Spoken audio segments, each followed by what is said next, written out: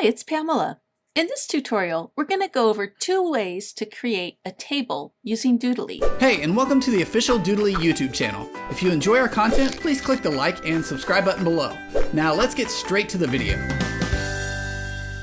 Doodly whiteboard videos are ideal for sharing data in a visual way, one of which is through using a table. We can have the hand draw the table and then fill it in with data. So how do we do it? Well, this particular table here is just a series of individual lines. So I just took a bunch of lines in Doodly and created the table, and I'll show you how to do that in a moment. And then the other way is I took an existing table in Microsoft Excel and brought it in. And you can see I made a little mistake here. I took a screenshot of it and there's my cursor. So I'm going to want to redo that. So we'll go over both ways today. Let's start from scratch. So I've got a brand new scene and I want to go to props and I'm going to type in line. And you'll see Doodly has several lines to use. I used this one, the horizontal line, and I'm going to show you why. This background line here it's not a PNG. So as you start stacking it, the white goes on top. So I've got 2 of them now. So if I wanted to stack 2 lines on top of each other, see the problem? The white is a problem. So don't use that one. You'll discover it on your own pretty quickly that that one's not going to work. But this one, the horizontal line, it is a PNG, so I can stack them. So I'm going to start with this first one. We'll decide, do we want it to draw on, yes or no? Maybe we will. Let's do half a second. And then I'm going to copy and paste it. So Control or Command C to copy, Control or Command V to paste. So I have an identical one right here. And you notice it takes that same duration. And I'm just going to paste it a few times and position them. And that's probably good enough for now. And I'm going to Control or Command A to select them all. And I'm going to right click, choose a line and a line left. And then that way they're just all lined up perfectly to the side here.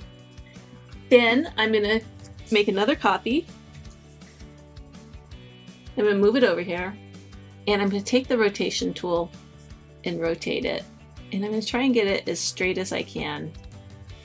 That's tilting a little bit. It is.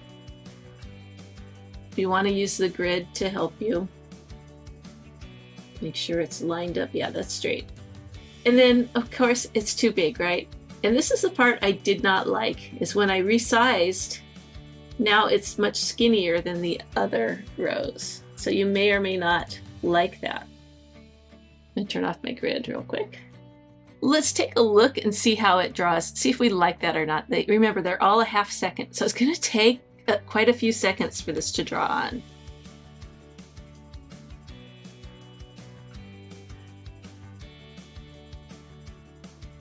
Okay, so I didn't like most of that.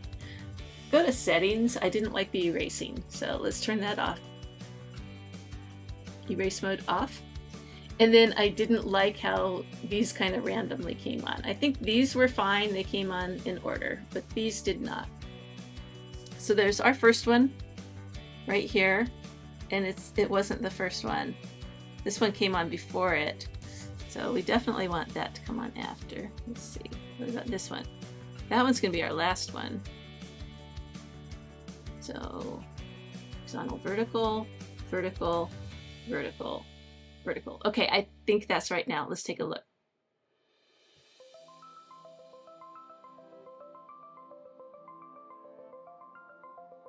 And that's fine. From here you can add whatever text you want to put in your columns. And then let's select and align them to the bottom this time. And then just kind of position them. That looks good. Now again, I wasn't real fond of these lines. So my other option that I'd like to show you is the Excel option. So I have a blank scene and I'm going to go back into Microsoft Excel. You can use Google Sheets if you want, or whatever spreadsheet you use. So I want to just take a screenshot of a grid, but this default grid is not going to work for me. It's too skinny for one. These rows are too skinny and there's no formatting. So the first thing we're going to do is we're going to grab some of these rows. Let's do a 6-row table. So 1, 2, 3, 4, 5, 6. So I have too many, so there.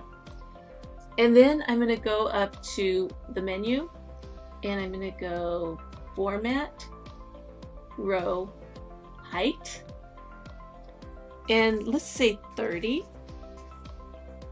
And you'll see they're much taller now. And I think that'll be fine. And then I want to just pick, we're going to do a 3-column one. So we'll pick 3 columns of these 6 and we'll go Format, Column, Width. Let's just see what 30 looks like. We may need to, yeah, I think 30 actually is pretty good. So that's fine. And while they're still selected, we want to go over to our little border tool. And let's go ahead and put a grid in there. So now we have some, let me unhighlight it, so we have some little grids. And let's put a fat outside border. So thick box border around it. And so now you see it's a little thicker. And then let's highlight the top row. And let's give it a thick bottom border. So see how that's thicker?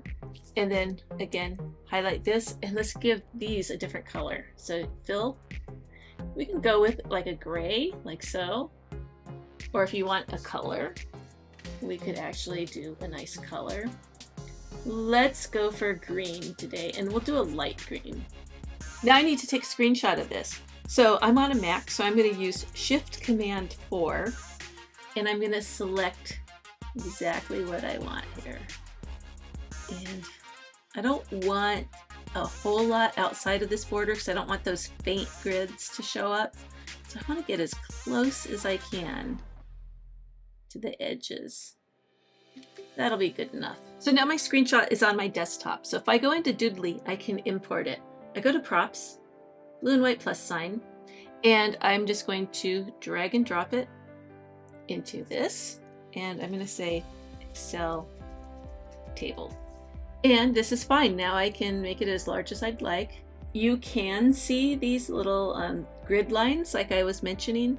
If you really want to get rid of them, you could add a white rectangle to it. So I have added these over the years to Doodly and I use them for all kinds of things. And one of those things is for masking. So I could just put that right there and cover up those edges. And what I would do if I were using these, I would make these 0 durations. They'll just pop on when the time comes. We don't want to spend any time fiddling with them. Now we have our table. Do we want it to draw on or do we want it to fade in? You could certainly draw it on if you wanted. You'd hit this little pencil icon and do your drawing paths. I'm going to use fade today just for the sake of time, and that way it fades on nicely. And that's really basically it. Let's go ahead and dress this up a little. And let's see how this little scene's looking. That took way too long.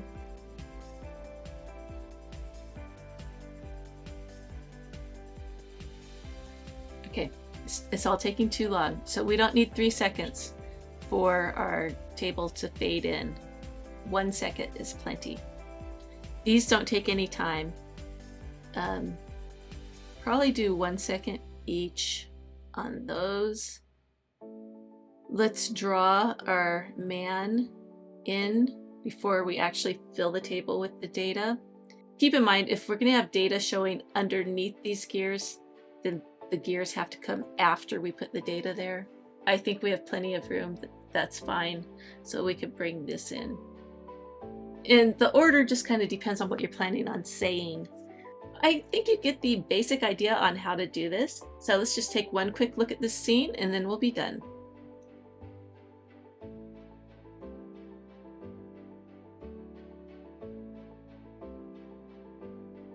Now from here, you could export this scene and either share it as it is, or you could incorporate it into a PowerPoint presentation. And there you have it. That's how you can use Doodly to showcase your data in a table. I hope this gives you some ideas. Thank you for watching.